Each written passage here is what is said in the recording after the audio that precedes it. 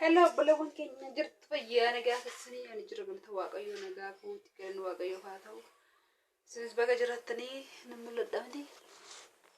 Akkam isin jirtu fayyuma keessanii ani jira buleettiin keessanii galanni waaqayyoodhaaf haa ta'u baga jiraatan isin jira. Akkam jirtu be fayyaa keessanitti mana keessan hundumaa keessatti hojii keessanitti nagaa keessan jirtu fayyaa keessanii madaamonni keessan akkam isinitti jiru. Itoopiyaan gaarii manatti jirti gara isheetti deemtu wallaalle malee gara hoolotaatti zinaan ta'uu diddee gara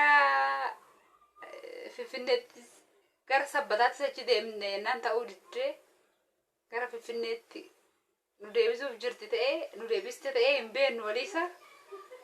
waa hundaafuu baga jiraattan isiniin jedha nagaa keessa miti jirtu baga jiraattan waaqayyoof galanni guddaan haa ta'an fayyaa kooti.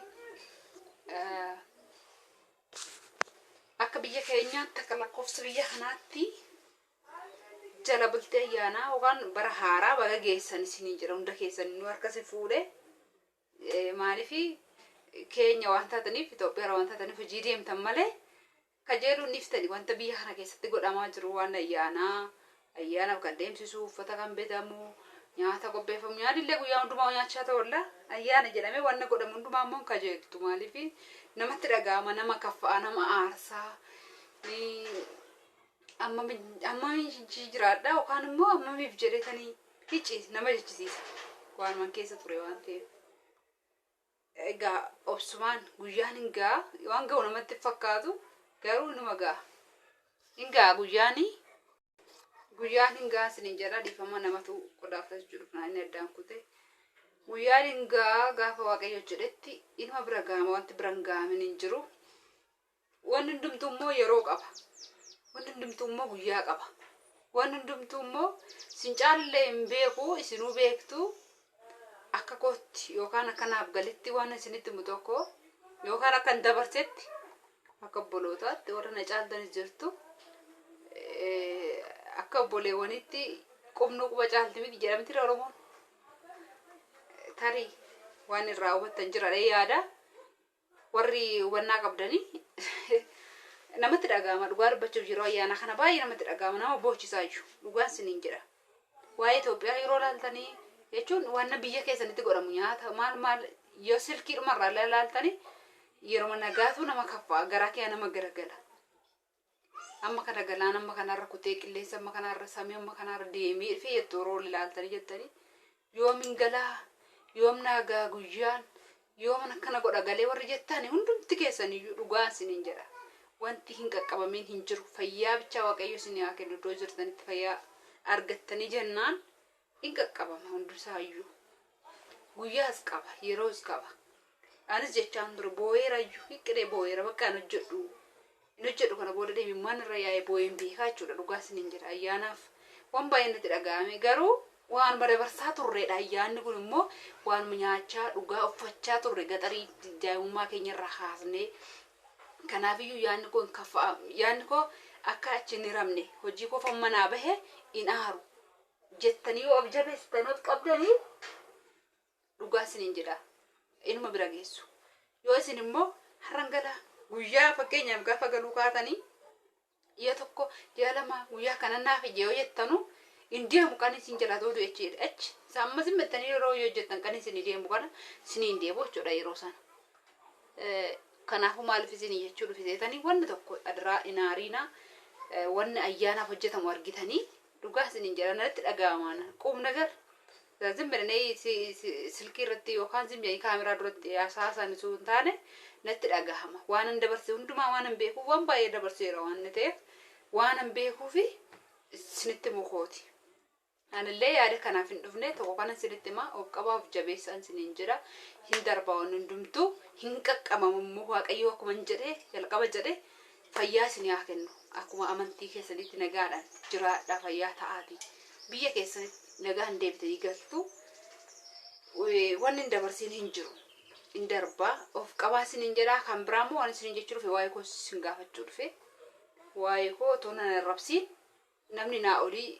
laaluu dandeessu viidiyoo kana waan ta'eef naa himaa waan isin gaafachuu dhufe innis maal jeetanii ergi daa'ima kana garatti naafee yaa ogaa maal isin dhoksaree silaa argitanii itti achas bahee nuuf ixaxxaree fi nu as baheera akkana beektu nyaata na nyaachisu dhugaa dubbachuu fi mana eebboo dhaqeetanii guyyaatti 3-4 nyaadhee malee nyaata achi nyaadhu mana maal akka ta'e hin beeku nyaata sin beela'usi lammanni immoo yoo nyaadhe na cannaqa na keessuma zimmidhee taa'a minaan sattuu na turfaata ta'e daa'imman turfaata ta'e waan isaan wallaale yoo nyaadhe dhanna faana caccabsaa yoo ciise dandeeffaa lafaan ka'u jechuun maaliif akka ta'e hiikasaa yookaan immoo warri anaa olii jirtu siniin jedhe rabboleewwan koo naa himaa sinirraa waa baradhaa koomentii gaarii nan barbaada sinirra koomentii arrabaatu hin taane koomentii gaariinis viidiyoo sinitti hin dheeressu naa himaa dhugaa dubbachuuf qursii yoo nyaadhe misaa nyaadhu darbaatas nyaadhu nan ciisaa jechuudha kaleessa ganamoo nyaadhe har'a ganamoon deebi'ee nyaadha maaliif akka ta'e sababni isaa naa galuuti nannatti na ulfaata na waraanaa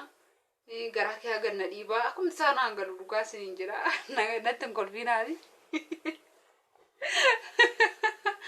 natti hin kolfiinaati silaa nama kolfisiiftuuti sinirraa kolfu walee barana silaa nama kolfisiistu natti hin kolfiinaati natti maa siniin jira intala yookaan ilma ta'e abbaa taatee ishiin beeku intala deessaa warri naan jettan jirtu ishii akka afaan keessanii naafaa godhan dubara hin jaalladha sirriitti hin jaalladha dubara too waaqayyo dubara naa kenne dhugaa baay'ee hin jaalladha dubara baay'ee hin jaalladha akka afaan keessanii naafaa godhu waaqayyo isiniin jedha koomentii adaraa naa kaa wanna bareedduu ishii wanna nan arrabsine wanna nan aarsine naa barreessaa isiniin jira wanna arrabsitan isanillee natti hin qabatu garuu hin jirtu warri yaada gaarii qabdanii sababni nyaata nama dhowwu maali yeroo garatti baatan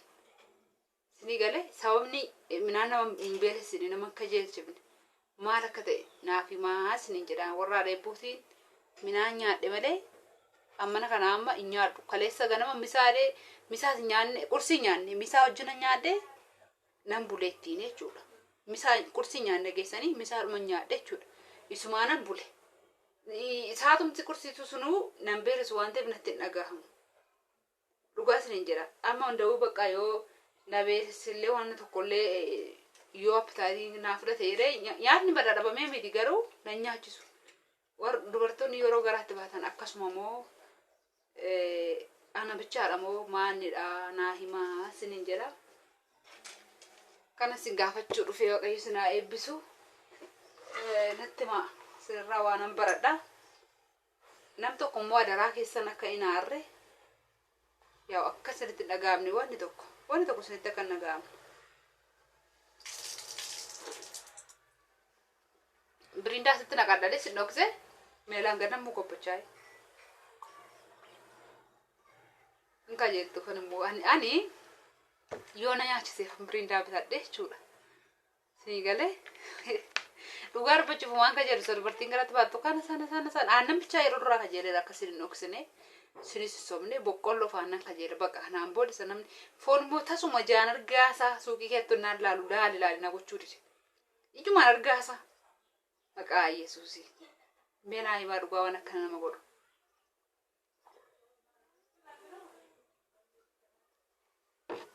innas nan jaalladha eebbifamaa kunoo daa'imni xiixxaas baatee jirti anillee hin jiru jedhee isinirratti hojjedhee ture dhiyoo kana kummaa isinitti fakkaattire baatee midaas dhalachuuf beexiqqashuma tokko safee jira baay'een seenaa intala taatee gurbaa taatee kan taate gad dhufuudhaafi yoo sadiirra nafnee itti fakkaate kanaan booda qaamaarree isinitti nagarsiisu kana booda immoo na arrabsitu singaa waaqayyo sana eebbisu sinen jaalladha warri na jaallattan eebbifamaa sinen jaalladha anis hunda keessanuu jiraadha isinitti hin dheeressu viidiyoo kana ilaala naa xumura waaqayyo sana eebbisu sinen jira ijji nagaa walluu argu waan ayyaana gaa akkasinitti nagaamne waa lama bichaan fidee dhufe tokkoffaan keessan waan ayyaana akkasinitti nagaamnee fi